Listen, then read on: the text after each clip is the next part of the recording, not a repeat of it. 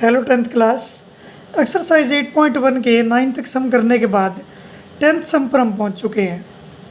10th सम में कहा गया है एक ट्रायंगल पी क्यू आर लेनी है और राइट एंगल एट क्यू। तो आपको एक पहले ट्रायंगल बना लेनी है, right angle triangle P Q R, और जिसका राइट एंगल कौन से पॉइंट पर होगा, क्या ऊपर। तो सम नंबर आपका है ये 10। ये हमने राइट एंगल ट्रायंगल ले ली,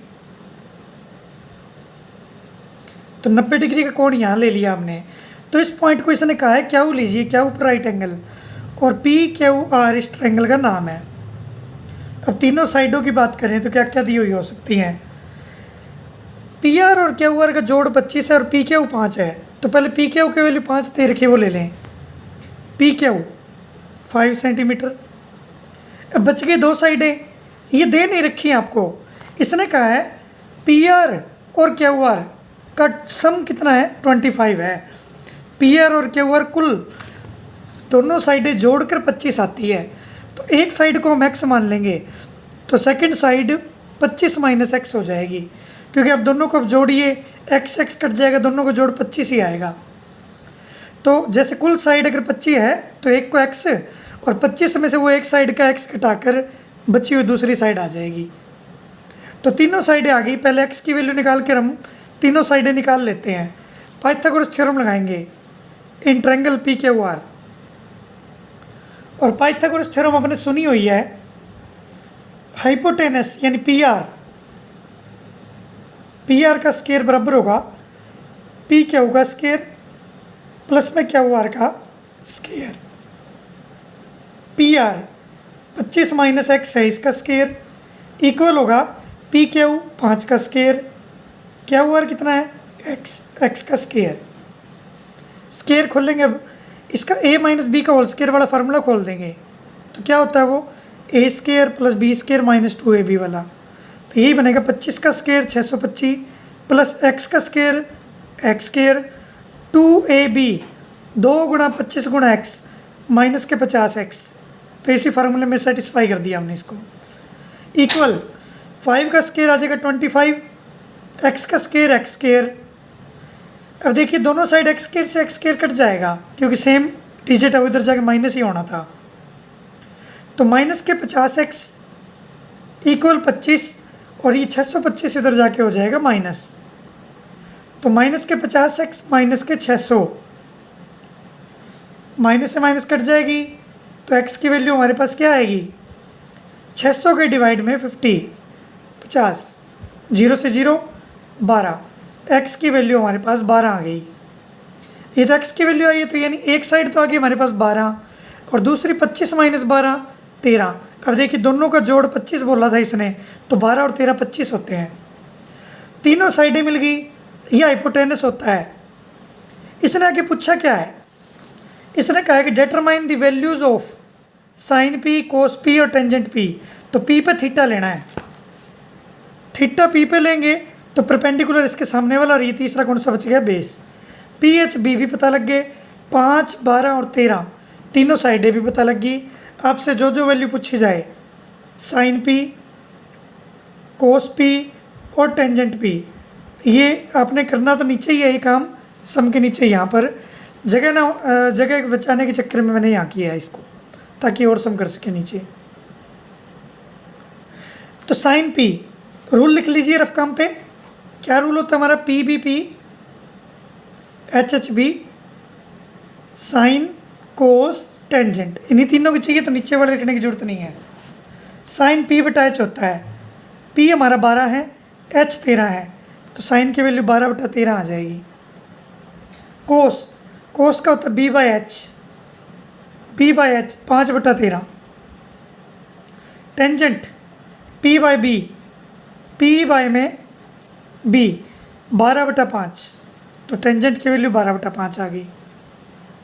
तो ये हमारा सम हो चुका है। तो क्या करना था, एक साइड आपको 5 दे रखी थी, दोनों का जोड़ 25 दे रखा था बची हुई का, तो एक एक्स और एक 25 माइनस एक्स हो जाएगी। पाइथागोरस थ्योरम से हमने एक्स की वैल्यू निकाल ली, तो एक 12 और एक 13, तीनों साइडें आ गई। थीटा पी पे लेना था, तो ये परपेंडिकुलर, हाइपोटेनस और बेस तीनों मिल गए। इस रूल का यूज़ करके हम साइन कोस और टेंजेंट की वैल्यू निकाल लेंगे। तो बिल्कुल इजी सम था, आप बड़ी आसानी से कर सकते हैं। चलते हैं नेक्स्ट सम की तरफ।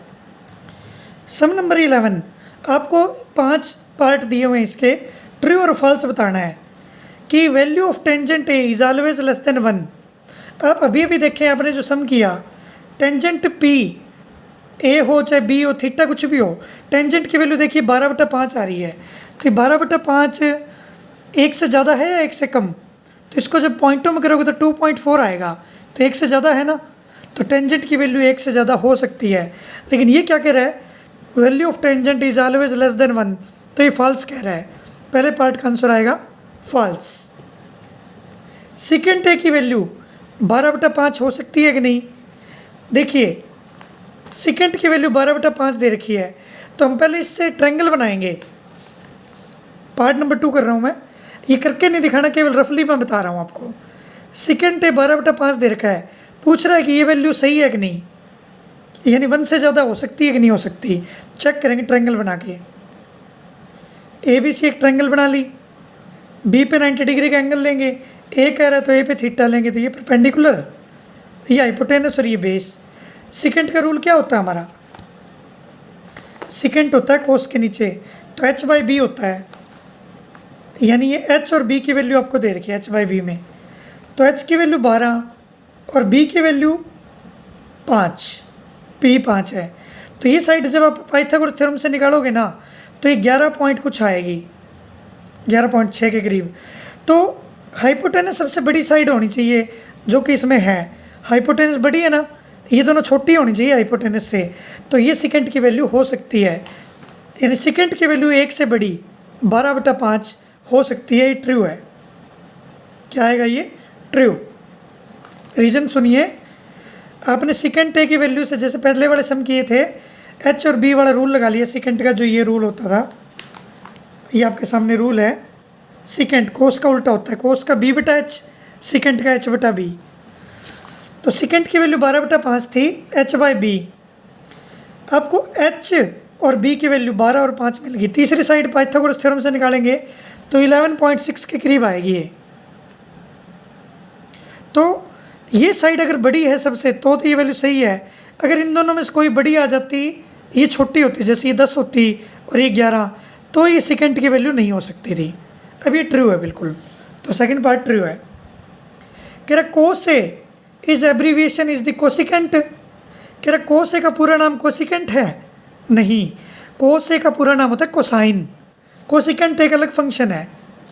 आपको जो 6 फंक्शन बताए गए थे, साइन, कोस, टेंजेंट, कोसिकेंट। तो कोसिकेंट देखिए, कोस अलग है, कोसिकेंट अलग है। इसने कहा है कि कोस को कोसिकेंट बोलते हैं, तो ये फॉल्स है, ये सही नहीं है। नेक्स्ट पार्ट, फोर्थ पार्ट देखेंगे। Cot A is the product of cot and A. कह रहा है जो कोट ए होता है, क्या वो कोट और ए की गुणा होता है? ऐसा भी कभी नहीं होता। कोट ए पूरा एक ही वर्ड है, ये मल्टीप्लाई में नहीं है। जैसे कोट ए की वैल्यू 60 डिग्री 30 डिग्री कुछ भी हो सकती है, अकेला कोट का कोई महत्व नहीं होता, ऐसे गलत होता है। तो कोट ए पूरा एक शब्द माना जाएगा, कोट और ए की मल्टीप्लाई नहीं है। तो ये भी कैसे आ गया? फॉल्स। अब देखिए साइन की वैल्यू 4/3 हो सकती है कि नहीं?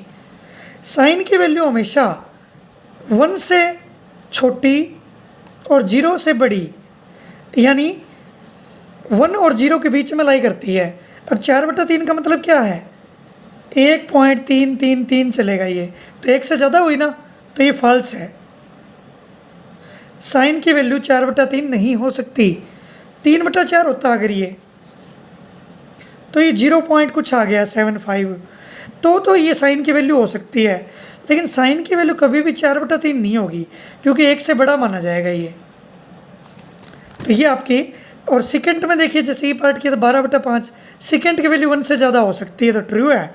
साइन की वैल्यू 4/3 नहीं हो सकती, तो फॉल्स है। तो ये एक्सरसाइज आज आपकी पूरी हो चुकी है, और नेक्स्ट एक्सरसाइज नेक्स्ट वीडियो में करेंगे। आज के लिए इतना ही। Thank you all of you.